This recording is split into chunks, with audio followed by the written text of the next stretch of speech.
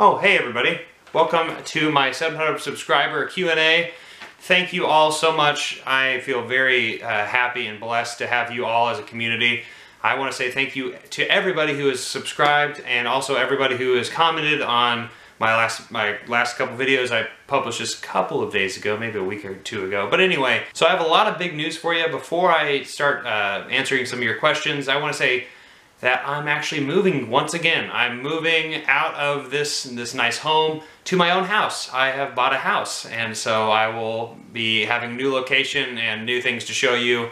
And honestly, I might do some kind of video where I show you the place and just like a little tour. But anyway, I'm really excited to move. I'm going to be doing that in May sometime soon, and I've been kind of getting things out behind the camera. There's really nothing over there now. But you can see still we have this backdrop. So there's a lot of big things coming. There's also some other news I can't really talk about too much right now. However, I just wanted to say thank you all for being so patient with me and also just watching this video and also just being a part of the conversation, because I really do appreciate all of the people. I'm actually going to just read off all the people who've commented on this last video. So before I get into all the questions, I kind of just want to do a special shout out to everybody who's commented on this video. And I also want to give a special shout out to everybody who's just subscribed to the YouTube channel. And maybe some of you don't comment, that's perfectly fine. Just watching it is perfectly fine with me, and I'm just happy you're here.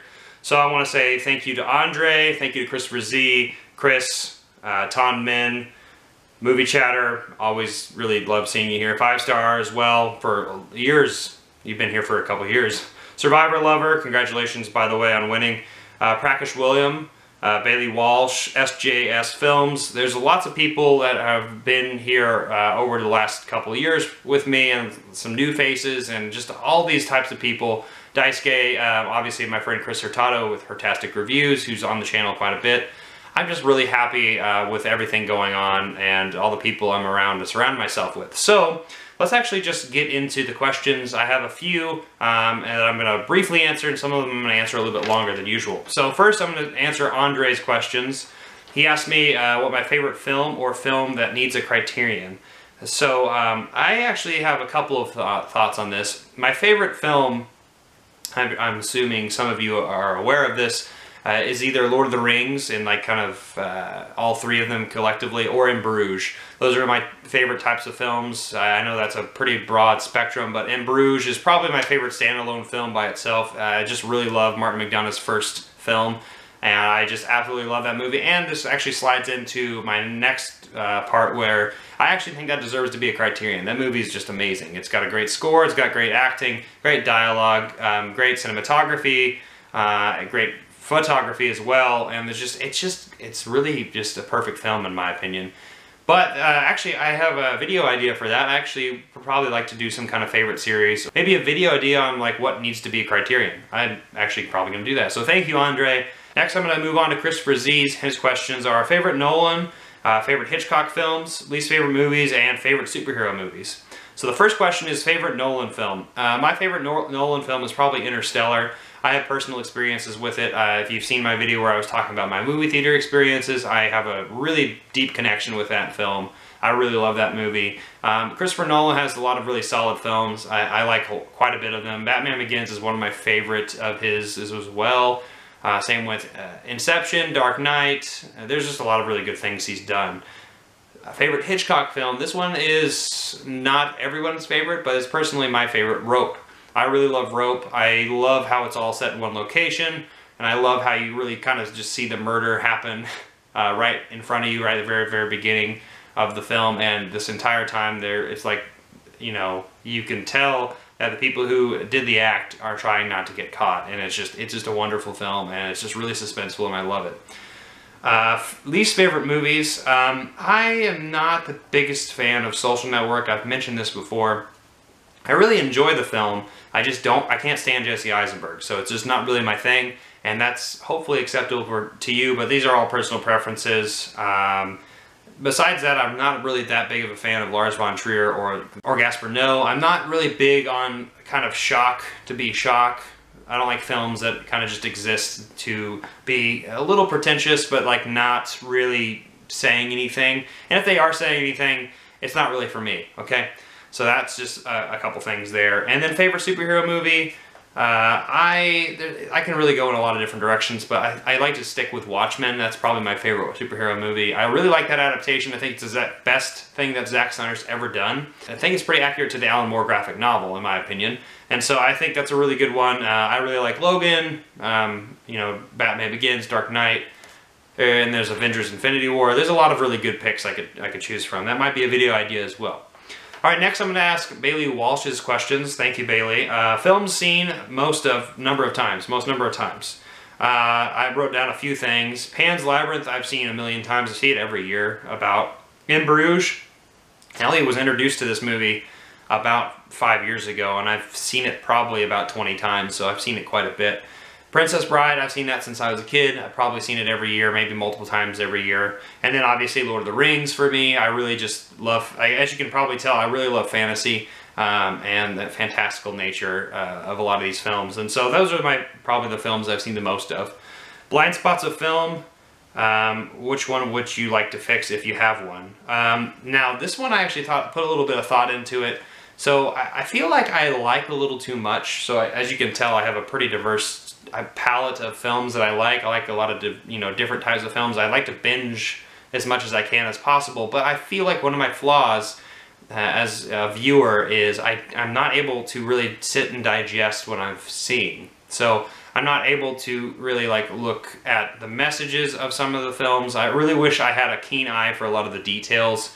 A little bit more. That's kind of one of the reasons I've stopped doing movie reviews, is because I kind of felt like I was just repeating myself over and over again with different, actors and giving, similar scores, and I really didn't feel like I was really diving deep. I feel like the people who do video essays are much better at getting at the accurate descriptions of a specific human quality to a lot of these films than I am. I'm a lot better at kind of free-flowing information and talking to you all like this. And honestly, that's probably one of my flaws, and also one of the best things I am good at, as well as having a conversation, but I'm not very good at details. So that's more or less what I'm saying. So thank you, Bailey, for asking that question. Besides that, Prakash William asks if I was going to do trailer reactions. This trailer reactions I'm kind of split on. So I see that a lot of people do trailer reactions.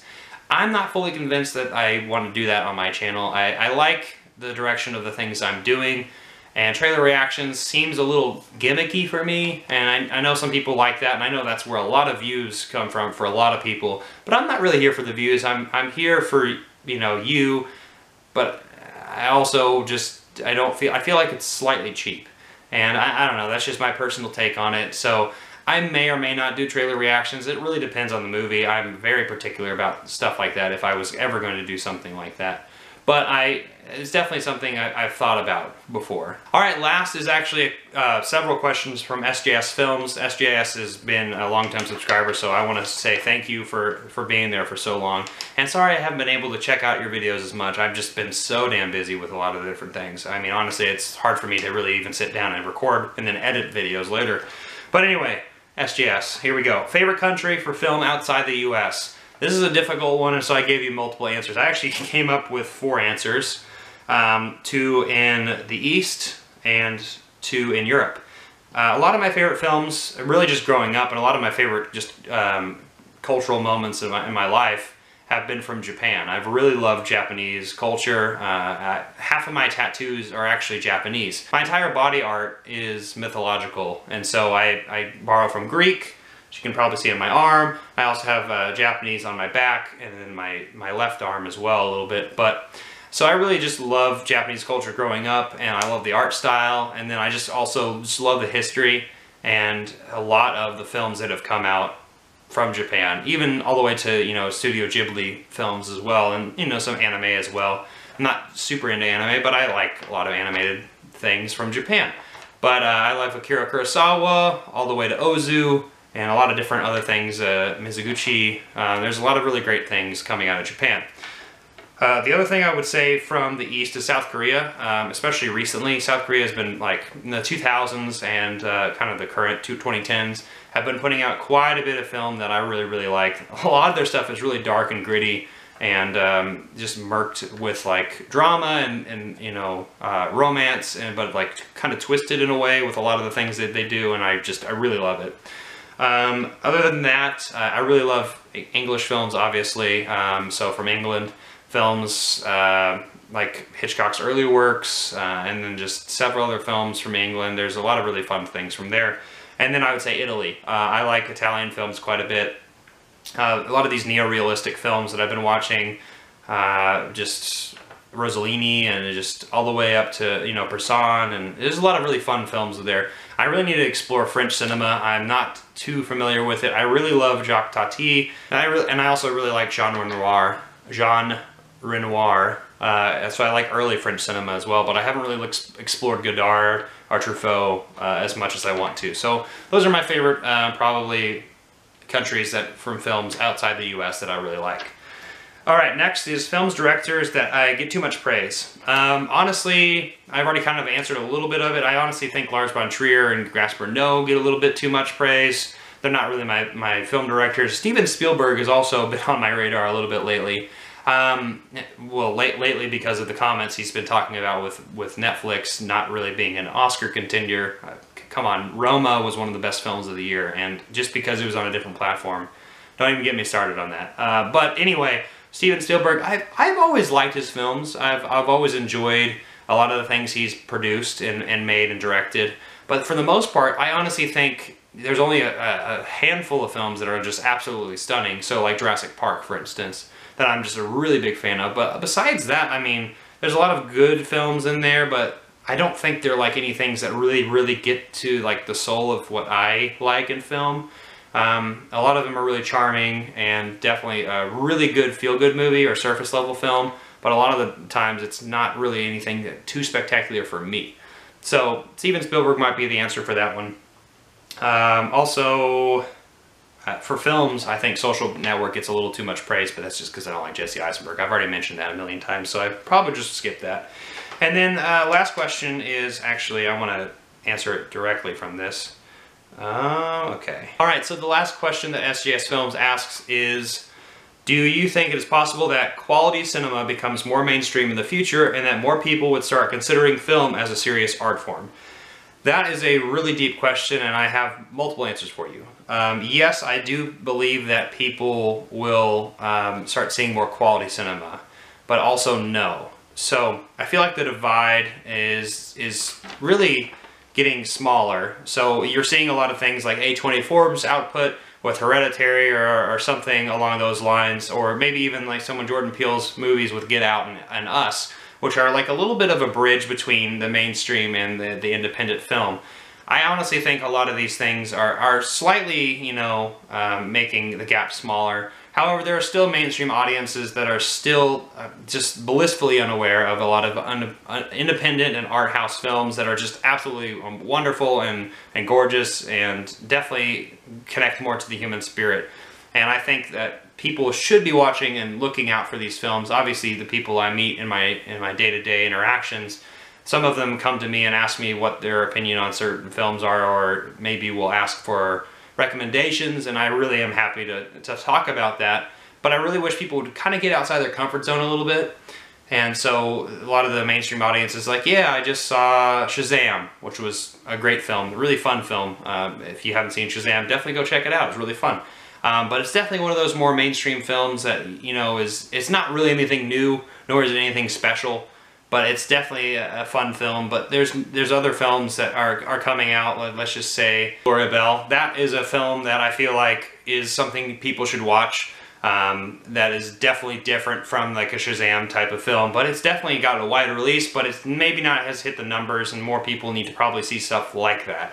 But there's just, I mean, there's honestly, I think quality cinema it's at an all-time high. I really love how this era of cinema is connecting to an era of people where it's focusing on things that have not been focused on before, and that's just something that's super wonderful. So we have the early 1900s with the silent films, and then we have the talkies, and then we kind of transitioned into the golden age of Hollywood, where we have a lot of the epics, like stylized dramas. People are kind of overacting a little bit, and then in the 70s you had this gritty kind of take over, and it gets a little bit darker with like Taxi Driver or Dog Day Afternoon and stuff like that.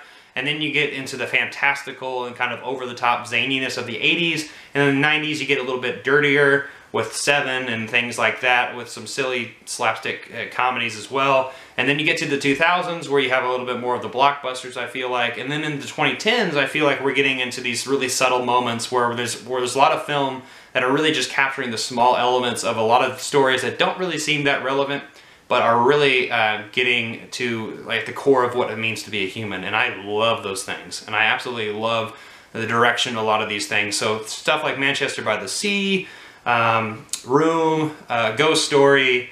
I'm trying to think of other things that I've seen recently in the last few years that have just really touched me and really got to me. And there's quite a bit of films that I haven't. First Reformed recently, it really got to me. But there's just, You Can Call Me By Your Name. There's just a lot of things that really aren't, focused on in the past that they're focusing on more now, and it's wonderful. So that's it. Thank you so much, everybody, for commenting down below. People who even didn't ask a question, who just said, congratulations. Thank you so much. I am super happy and thankful for everybody here. I'm really happy to move too. I'm really excited to show you the new place and show you the new setup of everything. Things are going to change a little bit, so I hope you're going to enjoy it too. I want to say thank you all very much. I'm very proud of all of you. Let me know down in the comment section below what I could do better, any new additional segments I have. I forgot to mention that I have some new ideas coming up with some of the people who've commented down below. I want to say thank you all for that, and I'm definitely going to try to give credit where credit is due. Like this video, share this video, hit that notification bell, subscribe, and I'll see you next time. I'm not jonesing around.